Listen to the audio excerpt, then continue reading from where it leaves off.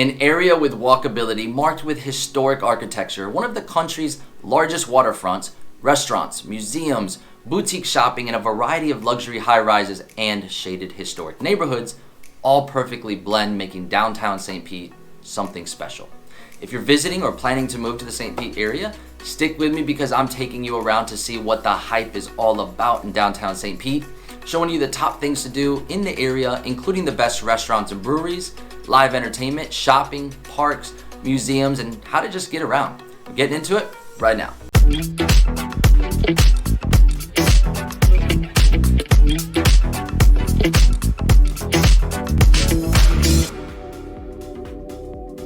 Welcome if you are new to me and new to my channel. My name's Adam Morjon and I make videos all about what it's like living in the Tampa Bay area, including the best neighborhoods and things to do. So if you like what you see, consider hitting that subscribe button and ringing that little bell because you will not want to miss our pretty awesome content that we do produce weekly.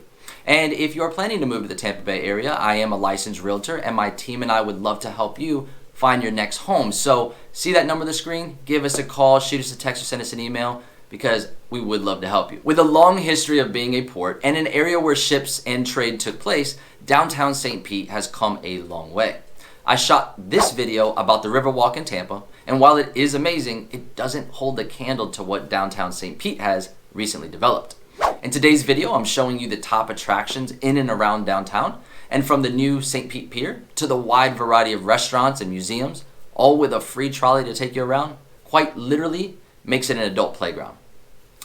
So we're kicking things off with the highlight and anchor of the downtown area, the new St. Pete Pier, which highlights the St. Pete Pier district spanning out along 26 acres of Tampa Bay waterfront, filled with green spaces, eateries, and activities, making it really the perfect place to spend a day. I visited recently with my wife and my kids, and immediately upon walking onto the pier, you see a wild playground and splash pad for those kiddos. After we let them burn off some steam, we headed over to the pavilion for a small snack and a cold one for me. And while the nearby Doc Ford's Rum Bar and Grill sounded absolutely perfect, we didn't want to get full because we wanted to explore that downtown area, which is filled with absolutely amazing restaurants. You can fish from the pier and even visit the nature center, but my kids personally loved watching the boats and all the small airplanes taking off from the nearby local airport. The St. Pete Pier is the perfect place to start your downtown tour as it's centrally located, has a lot to see and do, and it's easy to get to with nearly 500 parking spots, extensive bike parking, and access to the Downtown Looper Trolley and Central Ave Trolley.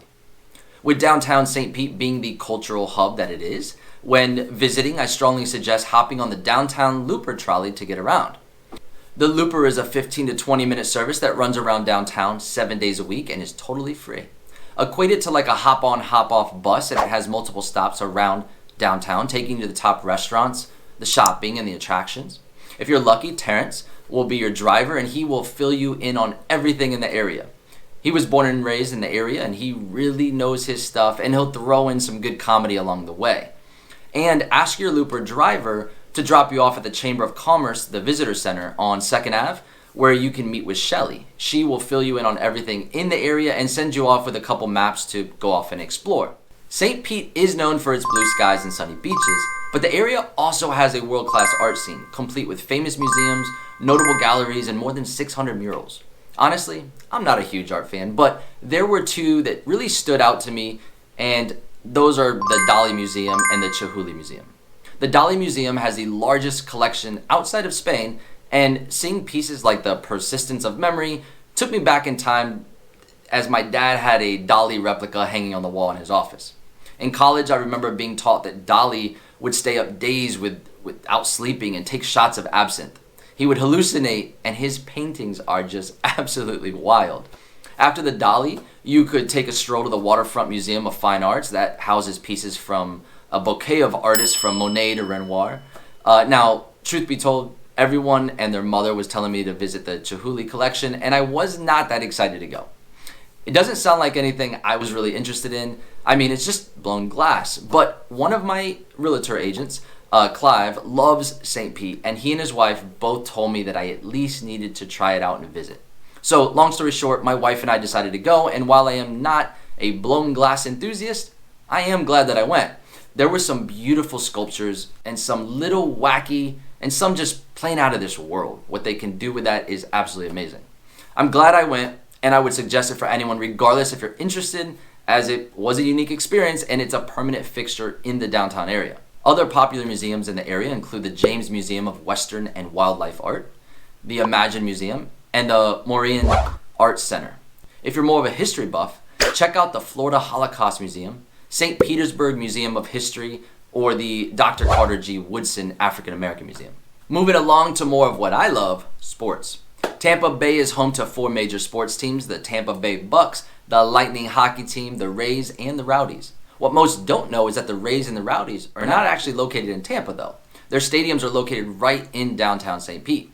The Rays games are great as they play in an air-conditioned dome, and there's so much going on.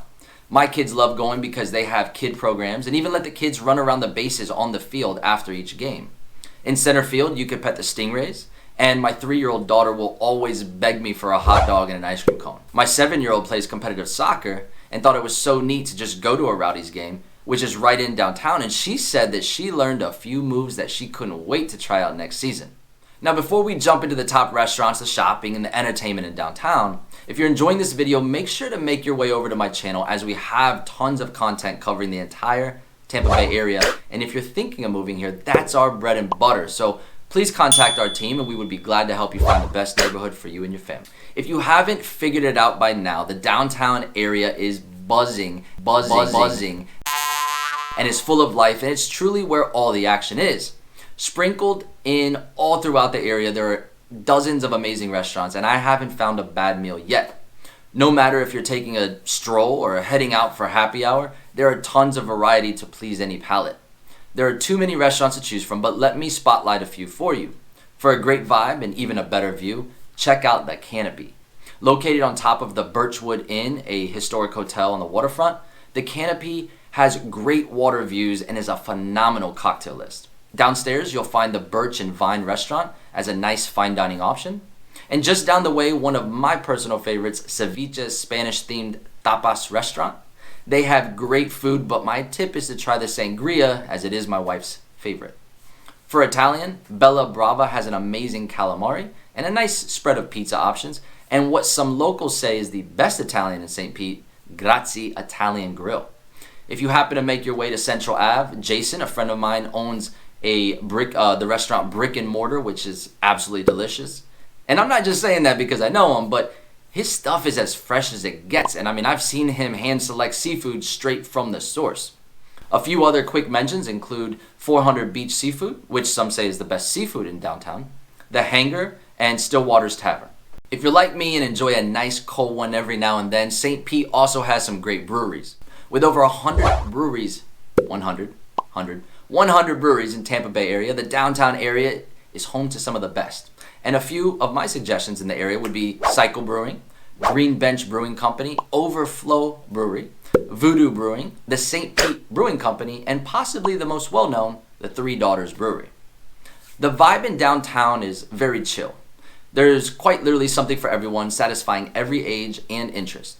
Art, craft beers, walking trails, foodies, history buffs, and yes, a nice mix of live music to go with it. Any given day of the week, you can find a pub or bar playing live music. The local scene is always alive. But if you're looking for a concert or bigger act, you won't have to go far.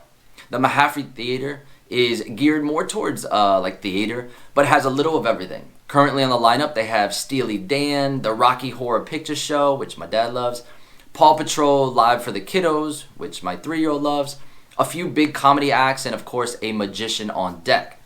For a more intimate setting, check out Janice Live, where they have everything from your popular local bands to major headliners, and it's all about music.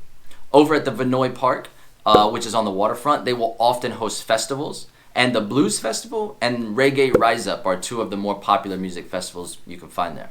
Now, I did say there is something for everyone, so let's take it down a notch. Let's talk about a more relaxed setting. Relax. That you can also find in downtown St. Pete. There are 2 things that come to mind, and that's the parks and the walking trails.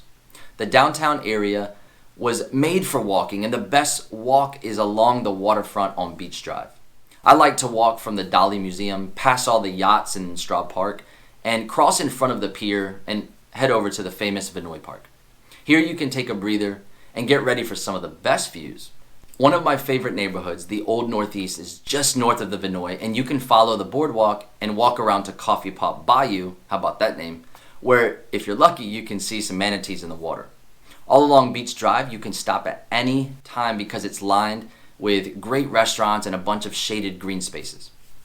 If parks are your thing, as I just mentioned, the Vinoy Park is one of the most well-known, as it is a large park with a large open area that often hosts concerts and other large events.